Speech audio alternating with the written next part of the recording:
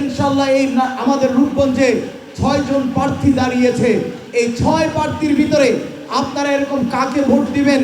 আমি আন্দোলন বাংলাদেশের, ইনশাআল্লাহ আপনারা আমাকে ভোট দিবেন। আমি আপনাদের সামনে ওয়াদা দিয়ে যাচ্ছি, ইনশাআল্লাহ যা মুখ দিয়ে বলেছি তা বাস্তবায়ন করব ইনশাআল্লাহ।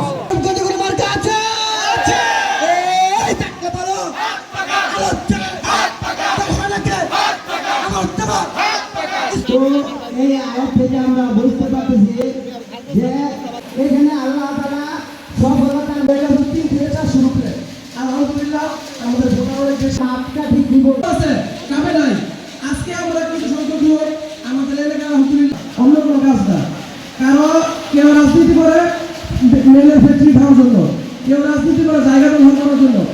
আমরা একমাত্র জানি, তারপরও কথা হলো যে ইসলামের বাক্স একটা, ইসলামের মার্কা একটা, ঠিক আছে?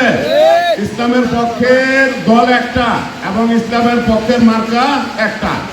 আর আমরা এবার আর নতুন করে কোনো দল দেখতে চাই না। এবার আমরা ইসলামের পক্ষে ইনশাআল্লাহ হাত পাকা মার্কায় ভোট দিয়ে জয়যুক্ত করবো ইনশাআল্লাহ।